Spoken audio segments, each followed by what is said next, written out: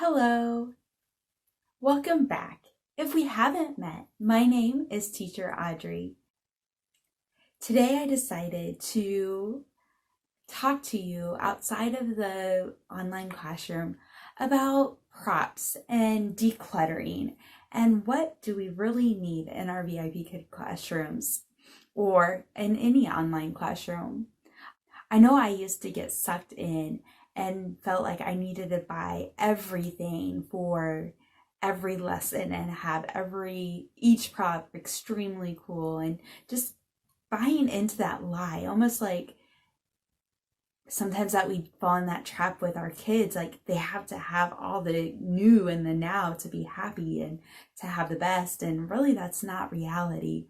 And I found that I wasn't even using it all because of how we only see our students sometimes a few times a week or maybe once in a blue moon, and we only have 25 minutes with them. So our thinking has to be so much different than what it was in the brick and mortar classroom.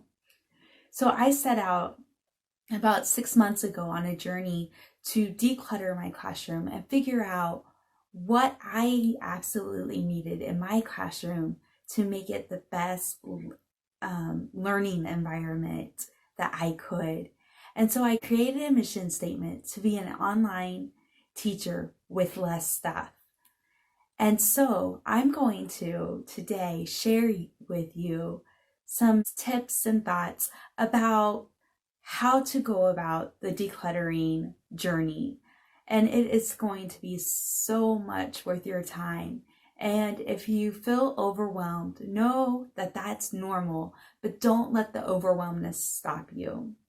So the first thing we're going to discuss is forget the cost. I know there's some things that we've bought, and even if it's a few dollars, we're like, we bought this, we have to use it. If you're not using it in your classroom often, or it's not bringing you joy, then get rid of it. Don't hold on to things just because of the guilt of I bought it. I know I fell into this because whenever I first started teaching, I printed off a lot of things, laminated, bought things from the Dollar Tree and different things like that. And I even gathered stuff from my nieces and nephews. And to be honest with you, as I've decluttered, most of that stuff has went out. Another mistake I made was to bring in a lot of things from my brick and mortar classroom, books and props and different things. And I had these ideas of how I could use them and make the lesson engaging. However, we just don't have the time. So remember, step one, just forget the cost and just get rid of it. Tip two is to make it fun. Don't have the attitude that this is daunting. Now, at times it will be overwhelming, but I've learned that if we make it fun into a challenge or set a timer or get a buddy involved, that we can accomplish it and gain momentum and want to work on it more often. If we're dreading it and just like see it as a chore, we're not going to make very fast progress. Number three is to start easy. It is so important to just get started. And I kind of mentioned with the making it fun. But if you set in on a part of your classroom that you really don't even have an idea of if you're really ready to get rid of it or you want it but are just struggling, don't start there. Start with the obvious. And one thing I did is I just got a Walmart sack and one day just said, I'm filling this Walmart sack up. And my thought was, whatever I don't use and I think this is ridiculous being in my classroom, put it in the bag. And I just left it at that. And I did that over and over again. And I even was amazed. If you saw my first video on decluttering, I had a lot of stuff. And to be honest with you, I had decluttered a lot more times before that. And so it was a process to get there. And so just start out easy and then work up to the harder things. Now, if there are some things when you get to the end of your journey of decluttering and you're like just kind of emotionally attached to it, you really want to see these things used in the classroom, but you haven't had the time to implement them, then what I suggest is to get a box and put all those props into the box and put that box away for 30 days. And at the end of the 30 days, if you're still thinking about one of those objects in the box, then go get it and bring it back into your classroom. If not, then take that box and get rid of it after the 30 days. I noticed just a few weeks ago, right after I did a big declutter, I was like, oh, I wish I had this. And I thought, oh, I can go back to my box and get it. But I found the key is to wait until the full 30 days is up. And if that thought keeps on coming back, then I can get it. Not just because that thought came back in the classroom. So this will help us kind of manage some self-control and have some boundaries of what comes in and goes out. But if we truly are drawn to that object, at the end of the 30 days, we can bring it back. Now, the fourth tip is know your why. Hold on. Why are you wanting to declutter? Are you overwhelmed with the process? Are you wanting to make your prep time more efficient? Are you just teaching in a smaller space? Or do you see your props?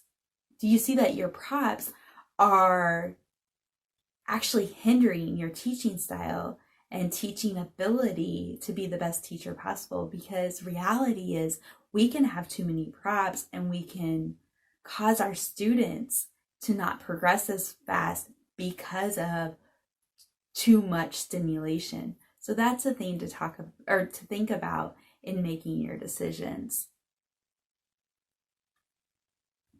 Also, why are you just know you? So remember to make your why known. So then when you're going and making these hard decisions, you can envision what your future classroom is going to look like, and you can see how you're getting a step closer to that. Give yourself grace. I know I can find it sometimes discouraging on the minimalist Facebook group, because people will post a comment and they'll just be like, you don't need it. You don't need it. And and in a sense, some people are like that. They don't need it. Or some people, it may even be true. We may not need those things, but we are on a journey to be ready to get rid of those things. And so don't stop moving forward and making progress because you're seeing other people there. And remember, most of the people who have gotten there have learned from the mistakes, or they've already developed this minimalist attitude and lifestyle outside of the VIP classroom. And so this may be something new to you. And what matters is that you are persevering and you're taking the next step forward to get better and better. So just remember to know what you're doing and why you're doing it, and know that we are all in this together. We're all in here for the same purpose. Our purpose is to help these little students be successful in life. And that should be our main key goal. Because if it's not, then why are we even doing this? So my bonus tip is the importance of setting boundaries and being proactive so we prevent the declutter from coming back in. Because if we're not careful, we can spend a lot of time getting rid of stuff in our classroom, organizing it and making it functionable.